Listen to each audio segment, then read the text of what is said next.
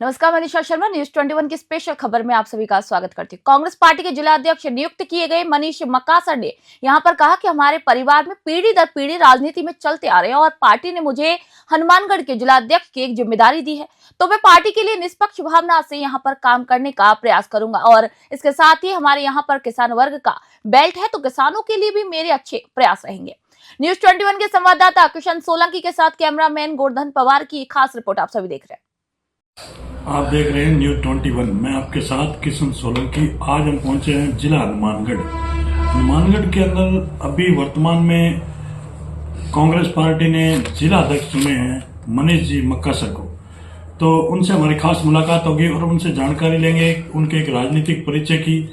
और एक कांग्रेस पार्टी ने बहुत बड़ी जिम्मेदारी दी है, जिला अध्यक्ष पद पे नियुक्त किए गए हैं, तो इनसे जानकारी लेंगे कि क्षेत्र के अंदर ये क्या बदलाव लाएंगे और क्या क्या विशेषताएं रहेंगी इनकी। तो आइए मिलते हैं मनीष जी मक्कासर से। सर नमस्कार। नमस्कार, राम राम, सत श्री अकाल जी। सबसे पहले सबसे पहले तो हमारे न्यूज 21 के अंदर आपका बहुत बहुत स्वागत है। धन्यवाद जी। तो सर सबसे पहले हम अपन बात करेंगे आपके एक राजनीतिक परिचय की और राजनीतिक कैरियर की, क्योंकि वैसे तो आप किसी परिचय के मोहताज नहीं है, क्योंकि आपको जन जन जान रहा है, लेकिन फिर भी हमारे दर्शक है उनको बताएंगे कि भी आप के राजनीतिक कैरियर के बारे में। सबसे पहले तो मैं मीडिया के कर्मियों का, सभी भाइयों का धन्यवाद देना चाहता हूँ। बिल्कुल। तो हमने धरातल पर हमेशा हनुमानगढ़ क्षेत्र की बात करें तो धरातल पर मैंने हमेशा किसान, मजदूर, व्यापारी, पीड़ित, दलित, शोषित की लड़ाई लड़ी। बिल्कुल। और उस बात को आपने पूरे राजस्थान ही नहीं पूरे भारत देश तक उस बात को, हमारे कार्यकर्ताओं की जो लड़ाई लड़ने वाले लोग हैं उनको आगे लाने का काम किया। बिल्कुल। उस बात के लिए आप सबका बहुत बहुत धन्यवाद जी। दूसरी बात रही मेरे पारिवारिक राजनीतिक कैरियर की। मेरे दादाजी 1977 में सांसद रहे थे और 89 में मेरे बड़े पिताश्री है जो सांसद रहे, बीकानेर से, बाप बेटे दोनों ही बीकानेर से सांसद थे। फिर हनुमानगढ़ से 4 बार विधायक रहे। बड़े ताऊ जी के बेटे बड़े भाई हैं वो राजेंद्र जी मक्कासर हनुमानगढ़ से कांग्रेस पार्टी से जिला प्रमुख रहे और 2003 के बाद में मैं भी कांग्रेस पार्टी में कार्यकर्ता के रूप में मैंने काम किया जी। और उसके बाद में 2003 से लेकर आज तक मैंने हमेशा कांग्रेस पार्टी के लिए कार्यकर्ता के रूप में काम किया। और जब संगठन सर्जन अभियान का जो ये फार्मूला राजस्थान में नहीं पूरे देश में जो चला, बिल्कुल, उसमें सबसे बड़ी बात है कि हमारे नेता राहुल गांधी जी और मल्लिकार्जुन खड़गे जी और केसी वेणुगोपाल जी और राजस्थान के जो हमारे प्रदेश अध्यक्ष श्री गोविंद सिंह जी डोटासरा, बिल्कुल, और पूर्व मुख्यमंत्री अशोक गहलोत साहब, रंधावा जी, टीकाराम जूली जी, हमारे कांग्रेस पार्टी की सभी सीनियर लीडरशिप जिन्होंने संगठन सर्जन तहत अभियान के तहत गांव गांव ढाणी ढाणी जाकर कांग्रेस पार्टी के काम करने वाले लोगों को आगे लाने का काम किया, कार्यकर्ताओं को आगे लाने का काम किया। और उसी कड़ी में मुझ जैसे एक कार्यकर्ता को जो हनुमानगढ़ की कांग्रेस पार्टी का मुखिया बनाने का काम किया, मैं उनको विश्वास दिलाता हूं कि मैं अपने आपने जो मुझ पर आशा और उम्मीद और विश्वास जताया है उस पर खरा उतरने का प्रयास करूंगा और गांव गांव ढाणी ढाणी जाकर कांग्रेस पार्टी का प्रचार प्रसार करूंगा और मेरी प्राथमिकता रहेगी मेरी कांग्रेस पार्टी के कार्यकर्ता। बिल्कुल जी, बहुत ही अच्छा। तो जैसे सर बात करेंगे कि आपको एक बहुत बड़ी जिम्मेदारी दी है पार्टी ने और आप पे भरोसा जताया है, तो जैसे बात करेंगे अपने क्षेत्र की, तो क्षेत्र के अंदर क्योंकि आप आज काफी लंबे समय से एक कार्यकर्ता के रूप में काम भी करते आ रहे हैं और जुड़े हैं पार्टी से, और आप भली भांति जो आज धरातल है उसको आप से ज्यादा कोई नहीं जानता है, तो इसमें क्या क्या ऐसी कोई मेजर समस्या, ऐसे कोई मेजर एजेंडे जिसको लेकर आप आगे पार्टी के अंदर कार्यरत रहेंगे? मेरे जिले के अंदर 5 विधानसभा लगती है। बिल्कुल। तो मेरे जिलाध्यक्ष बनने में मेरे जो 5 विधानसभा की जो हमारी लीडरशिप है जी, हनुमानगढ़ से चौधरी विनोद कुमार जी, पीलीबंगा से भाई हमारे विधायक पूर्व अपने विनोद गोठवाल जी, और संग्रिया से भाई अभिमन्यु पूनिया है, नौर से अमित जी चचान है जी, बादरा से अजीत जी बेनीवाल हैं। कांग्रेस पार्टी सभी लीडरशिप का मेरे ऊपर बहुत बड़ा विश्वास रहा और मैं आपको विश्वास दिलाता हूं कि मेरे सिर्फ एक हनुमानगढ़ ही नहीं 5 विधानसभाओं में पूरे जिले में हमारा यही फोकस रहेगा कि हमारे क्षेत्र में सबसे बड़ी समस्या है पीने के पानी को लेकर जो नहरों में गंदा पानी आ रहा है। बिल्कुल। किसी गंभीर बीमारियां मेरे क्षेत्र में फैल रखी है। बिल्कुल। पहले हम बात करते थे भी पंजाब से कैंसर की ट्रेन चलती है और आज के दिन हम देखें तो गंगानगर और हनुमानगढ़ जिले के अंदर सबसे ज्यादा अगर कैंसर जैसी गंभीर बीमारियां गांव गांव घर घर में पांव पसार रखे हैं। बिल्कुल। और यहाँ पे किसानी का क्षेत्र है। बिल्कुल। धान के जो फसल है किसान को पूरा भाव नहीं मिलता, एमएसपी रेट पे उसको रेट नहीं मिलता, क्योंकि केंद्र की और बीजेपी की सरकार ने जो एमएसपी रेट घोषित किया, कभी किसान हितैषी नहीं रही है बीजेपी पार्टी। हमेशा किसानों को मारने का काम किया, किसान की फसल को बर्बाद करने का काम किया। और मेरे क्षेत्र में फसलों के भाव के लेकर नौर बादरा का क्षेत्र जो है वहाँ पे फसल बीमा क्लेम की लड़ाई है। बिल्कुल। और यहाँ पे नरमे की जो भाव की लड़ाई है, और अभी नरमे की जो जब तोल लगता है उसमें कटाई की बात होती है। बिल्कुल बिल्कुल। और नकली बीज, नकली खाद, यूरिया, किसान के जो बड़े बड़े उद्योगपतियों का जब कर्ज माफ हो सकता है, तो जब फसल नहीं हो रही है, बीज नकली आ रहे हैं, खाद नकली आ रही है, तो किसान के खेत में फसल कैसे होगी, किसान का कर्ज कैसे उतरेगा, उन सब बातों को लेकर हम लंबी लड़ाई भी ये लड़ रहे हैं और आगे भी लड़ते रहेंगे। बिल्कुल। और जैसे सर बात करेंगे अपन एक पंचायती राज की और धरातल की। धरातल पे आज देखें तो ग्राम पंचायत में एक सरपंच का पद बहुत बड़ा है, और हमने और देखा भी है आज राजस्थान से की हालात आपसे कोई अछूती नहीं, क्यों आप देख रहे हैं और आपको भली भांति से पता है कि राजस्थान के अंदर आज जितने भी जनप्रतिनिधि है धरातल के की एक नरेगा एक केंद्र सरकार की योजना है बहुत बड़ी, लेकिन उसके अंदर जो आज नरेगा का जो बजट है पक्के वर्ग का, आज 2-3 साल से उनका एफडीओ बाकी पड़ा है। और जो धरातल के जो आज जनप्रतिनिधि वो बहुत ही यानी कि मुसीबत का सामना करना पड़ रहा है उनको, और बजट के अभाव में बिल्कुल जीरो है धरातल पे विकास के नाम पे। इस पे आपका क्या एक्शन रहेगा? अभी ये बहुत अच्छी बात आपने पूछी है। पूरे देश में और हमारे पार्टी के सभी लीडरशिप इस बात को लेकर लड़ाई भी लड़ रहे हैं, और राहुल गांधी जी भी राजस्थान में कल प्रदर्शन भी देखा होगा, डोटासरा जी सभी हमारे नेता लगे हुए हैं। अभी जो नरेगा की बात जो चल रही है, महात्मा गांधी गारंटी रोजगार जो योजना चल रही थी, जो गरीब हर एक घर के कार्यकर्ता को, आदमी को काम करने का, काम देने का काम कांग्रेस पार्टी की सरकार ने किया था। मनमोहन सिंह जी की सरकार थी, तो ये एक बेहतर योजना लेके आए ताकि हर एक वर्ग को, हर एक आदमी को काम मिले। और अभी हमने देखा है कि जो मोदी सरकार है वो इस नाम को खत्म करना चाहती है। बिल्कुल। अभी महात्मा गांधी जी का नाम हटाकर उन्होंने दूसरा नाम रख दिया। तो धीरे धीरे ये सब योजनाएं खत्म करना चाहती है। उन्होंने तय कर दिया कि 40% राज्य सरकार देगी और 60% केंद्र देगी, और काम भी वो लोग तय करेंगे। इनकी लोगों की मंशा है धीरे धीरे नरेगा के काम को खत्म करना।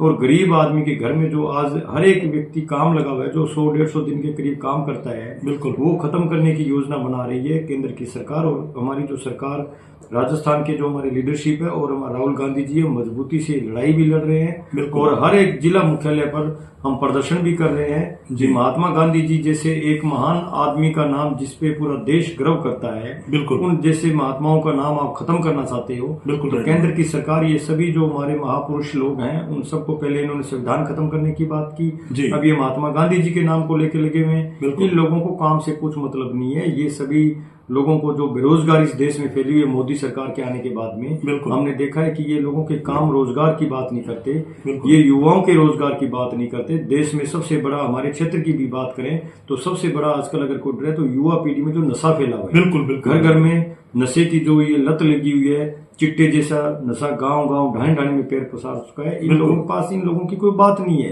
रोजगार की बात नहीं है, किसी काम करने की बात नहीं है। युवा जो पढ़े लिखे घूम रहे हैं उनको रोजगार देने की बात है। इन्हें सिर्फ जाति धर्म के ऊपर राजनीति करनी है और आपस में लोगों को लड़ाने का काम किया है। बिल्कुल। एक और जैसे सर हम आप अपने जैसे ग्राम पंचायतों में और धरातल में जाते हैं, देखते भी है कि एक बहुत बड़ी योजना है, उसमें भी जैसे सरकार का, केंद्र सरकार और स्टेट गवर्नमेंट का जैसे 60-40 का रेशा है कि जल जीवन मिशन योजना। आज हम धरातल पे जैसे भी हमने किसी जनप्रतिनिधि से बातचीत की या किसी ग्राम पंचायत में जाके देख रहा, तो कहने को तो बहुत बड़ी योजना है और बहुत बड़ा प्रोजेक्ट है। एक एक ग्राम पंचायत में 2-2, 4-4, 5-5 करोड़ रुपए का प्रोजेक्ट बताया जा रहा है, लेकिन धरातल पे बिल्कुल विफल है जल जीवन मिशन योजना। इसके बारे में थोड़ा बताएं। मैं तो हमेशा से जो अभी ये जो कलेक्टर हैं हर एक जिले की, पूरे राजस्थान की बात कर रहा हूँ, जिला कलेक्टर गाँव में जाकर रात्रि चौपाल लगा रहे हैं। मैंने मेरे जिला परिषद डायरेक्टर होने के नाते मैंने मेरी जिला परिषद में ये आवाज भी उठाई थी कि जो ये कलेक्टर जो प्रशासन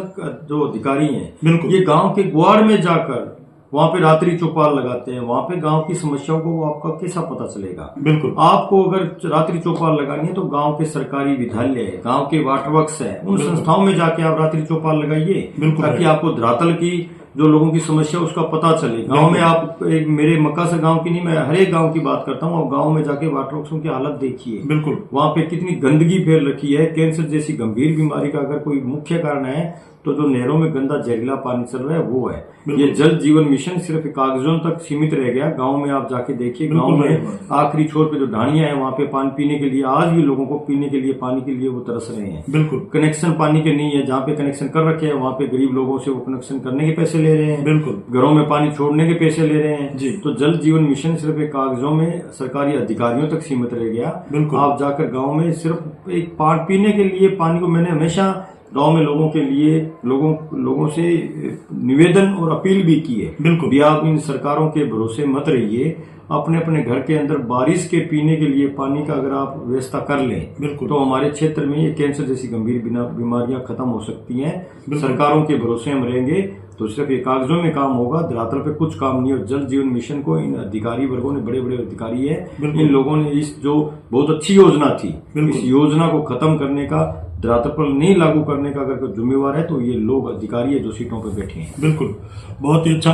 और जैसे सर बात करेंगे पीएम आवास की, एक अभी जैसे प्रधानमंत्री आवास योजना, तो यह पहले इंदिरा गांधी आवास योजना जैसे, तो इसके अंदर आज भी हमने देखा है कि जो लगभग अभी 1.5-2 साल हो गए, साल 6, किसी को साल हो गया, किसी को 1.5 साल हो गया, जिन लोगों को इनका लाभ मिला है उनको आज, जिसको 15,000 रुपए किस्त मिल गई तो उसके 40 नहीं है, जिसको 40 मिल गई वो 60 नहीं है, वो आज भी अदर झूल में पड़े हैं। तो इस पे अपना क्या? जिन्हें पीएम आवास योजना का लाभ मिला, बिल्कुल अच्छी बात है, उनका हम समर्थन भी करते हैं। पर जिन लोगों को अभी तक, जैसे किस्त की आप बात कर रहे हैं, ग्राम पंचायतों में आप जाके देखिए, बिल्कुल लोगों को एक किस्त मिल गई तो उनकी दूसरी किस्त पड़ी है, दूसरी जिनको मिल गई उनकी तीसरी किस्त पड़ी है, और उनको एक नाप तय कर रखा है कि पहले आप काम कीजिए, बिल्कुल, फिर आपको पैसे मिले। अगर किसी के पास पैसे ही हो, बिल्कुल राइट, तो गरीब आदमी मकान कहाँ से बनाएगा? बिल्कुल, वो तो सिर्फ सरकारी जो फिर वो सुविधा मिल रही है, वो लोन के लोन क्यों ले रहा है? दूसरी बात, आप ये धरातल पर जाके देखिए भी, जो सरकारी कर्मचारी है ग्राम पंचायतों में, जो सेक्रेटरी या वीडियो जो भी बैठे हैं, ऊपर से जो आदेश आते हैं उनको वो लोग लागू करते हैं। बिल्कुल, उनका दोष नहीं है, ये बड़े अधिकारियों का, सरकारों का सिस्टम होता है जी। वो दोषी है बड़े लोग, और राजस्थान की सरकार को मानता हूं मैं। बिल्कुल, आप लोगों ने तय कर रखा है एक नापतन भी, जिसके घर पे सेक्रेटरी या कोई अधिकारी जाएगा चेक करने के लिए, अगर किसी का मकान पक्का है तो आप लिख देते हो इसका मकान पक्का है। बिल्कुल, मेरे को आप बात बताइए भाई साहब, जो आदमी, गरीब आदमी किसी भट्टे पे मजदूरी कर काम करता है, वो सरकार का इंतजार नहीं करेगा। बिल्कुल, पैसे मिलेंगे तो मैं मकान बनाऊंगा। बिल्कुल राइट। आप इसका नाप तोल रखिए। जो आदमी दिहाड़ी मजदूरी करता है, जिसके पास 1 इंच भी जमीन नहीं है, बिल्कुल, गरीब वो है जो नरेगा में जा रहा है, जो दिहाड़ी मजदूरी करके अपने पेट परिवार का पालन पोषण कर रहा है, उन लोगों को गरीब मानिए। और उन लोगों के घरों को, अगर उनका मकान पक्का है, फिर भी अगर उनकी जगह है और वो बनाना चाहते हैं तो उन लोगों को लोन मिलना चाहिए। क्योंकि जो भी गरीब आदमी भट्टे के ऊपर जैसे को काम करता है, मजदूर आदमी, वो यार दिन रात पूरे परिवार के बेटे बेटियां बहू सभी भट्टे पे काम करते हैं, किसी फैक्ट्री में काम कर वो एक एक पैसा जोड़कर पक्के मकान बनाने का प्रयास करते हैं। जब वो मकान बना लेते हैं, अगर लिस्ट में उनका नाम आ गया तो कोई अधिकारी जाएगा, जाके देखेगा भी इनका मकान पक्का है, जो वो कैंसिल कर देते हैं। बिल्कुल, ये आप मत कीजिए। जिन लोगों ने मकान बनाया और जिनके पास जगह है, अगर वो बनाना चाहते हैं तो उन लोगों को लोन मिलना चाहिए। इसकी थोड़ी सी आपको ये मदद करनी पड़ेगी उन गरीब परिवार लोगों की, जो मजदूर लोग हैं बेचारे घरों में, जिन्होंने पक्के मकान सरकारों के इंतजार में बना रखे हैं। क्योंकि अगर बारिश के समय, अब की बार आपने देखा है, बिल्कुल बारिश में, मेरे गांव की अगर मैं बात करूं तो पूरे राजस्थान में मक्कासर गांव की चर्चा रही, बहुत भयंकर बारिश हुई, गरीब लोगों के मकान भी टूटे, मकान भी डूबे, 100 के करीब मकान लोगों के ध्वस्त हो चुके थे, दोबारा घरों में जा नहीं सके। उन्हें हमने लड़ाइयां लड़के राजस्थान सरकार से उन्हें मदद दिलाई है, कुछ रह गए उनको मदद दिलाएंगे। बिल्कुल, आप ये चीज देखिए कि जिन लोगों के पास 1 इंच भी जमीन नहीं है, जो मजदूरी करता है, चाहे उसका मकान पक्का हो, फिर भी उन्हें ये सुविधा मिलनी चाहिए पीएम आवास योजना की, और उन्हें लोन भी मिलना चाहिए, उन्हें समय पे पैसे भी मिलने चाहिए। अगर गरीब आदमी के पास पैसा होगा तो वो खुद ही बना लेगा, आपकी किस्तों क्यों इंतजार करेगा? अगर वो सही मकान बना रहा है तो उसे पहले पैसे मिलने चाहिए, उसके बाद में वो मकान बनाएगा। पहले तो बेचारे को आपने लालच दे दिया 10, 20, 50 हजार रुपए का, उसने मकान खड़ा कर दिया, फिर वो कहीं किसी भट्टे वाले बाजार है, किसी सेठ के, किसी चौधरी के पास पीछे पीछे घूम रहा है, मेरे को आप पैसे दे दो, मैं छत लगा लूं, उसके बाद में मेरे पैसे आएंगे। और पैसे भी वो आ नहीं रहे, कभी शौचालय के पैसे रुक गए, 6-6 महीने, साल हो गए, लोगों के दूसरी तीसरी किस्तें भी तक नहीं है। बिल्कुल। कोई सरकार में, मैं आपको बताना चाहता हूँ, राजस्थान की पर्ची सरकार फेलियर है। इसमें ना तो किसी मजदूर की सुनवाई हो रही है, ना किसान की सुनवाई हो रही है। इनके मंत्री जी घूम रहे हैं, नकली बीज करते करते एक भी आप बताइए भी नकली बीज की फैक्ट्री कोई पकड़ी गई है क्या? बिल्कुल। जिस पे कोई कार्रवाई हुई है? बिल्कुल राइट बात। और जैसे सर बात करेंगे, अपने ये एक किसान वर्ग का बेल्ट है और पूरे राजस्थान में आज पूरे देश में जो अन्नदाता है, किसान को अन्नदाता कहा जाता है। और अन्नदाताओं के लिए आज के जो यहाँ बात करें तो किसान वर्ग का बेल्ट है आपके लोकल यहाँ, तो किसानों के लिए आपके क्या प्रयास रहेंगे? क्योंकि किसानों के साथ आज के दिन बहुत ही ज्यादा अत्याचार हो रहा है और आज किसी फसल को लेके देख लो, किसी दवाई को लेके देख लो, किसी भी कारण देख लो आप कि किसानों के साथ बहुत बड़े अत्याचार होते जा रहे हैं। तो किसानों के प्रति आपके क्या रुझान रहेंगे?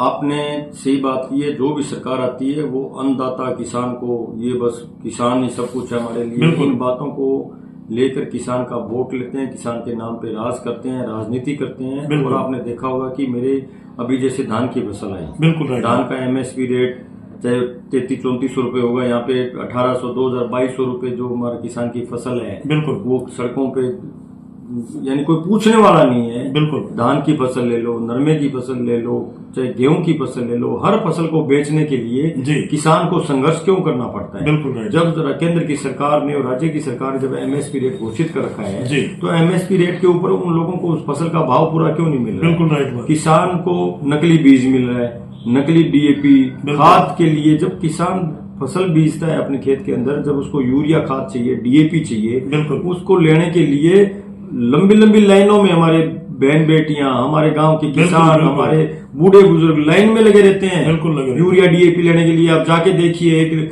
लाइन में नहीं, यूरिया और डीएपी के लिए मेरे क्षेत्र के किसानों ने पुलिस प्रशासन से लाठियां खाई है। बिल्कुल। लाठियां बरसा रहे हो आप किसान के ऊपर। कैसे आप किसान को अन्नदाता मानते हो? ये किसान है जो अपने घर के लिए, अपने बच्चों के लिए तो अन्न पैदा कर लेगा। आप लोग कहां से अन्न लेके आओगे जो बड़े बड़े किसान का नाम लेके किसान के नाम पे राजनीति करते हैं? किसान के बगैर शहरों में दूध नहीं जाएगा, किसान के बगैर घरों में खाने के लिए अन्न नहीं होगा। किसान की आप कदर कीजिए। किसान की जो एमएसपी रेट है, किसान क्या मांगता है? किसान अपनी फसल का पूरा भाव मांगता है। बिल्कुल। असली जो सही खाद मांगता है, अच्छा बीज मांग रहा है, हर चीज का आपको पेमेंट करता है किसान। उसके बाद में भी किसान के साथ धोखा होता है। एक नकली बीज का मतलब ये, इससे बड़ा कोई, यानी कि मेरे ख्याल से इससे बड़ा कोई जुल्म नहीं है। बिल्कुल। अगर ऐसी सजा ऐसे लोगों को, तो फांसी की सजा हो तो भी कम है। क्योंकि 6 महीने तक किसान उस जो खेत में बीज बोएगा, 6 महीने तक उसका इंतजार करता है। भी ये फसल होगी, मैं अपने घर में मेरे परिवार के बच्चों की शादी करूंगा, जो मेरे सेठ साहूकार है उनका मैं कर्ज उतारूंगा, घर में मेरा चलेगा, तो बेटी की शादी करूंगा। जब आपने उसको नकली बीज दिया, नकली खाद दी, तो किसान का कर्ज कैसे उतरेगा? किसान की कर्ज की आप उतारने की बात नहीं कर रहे हो।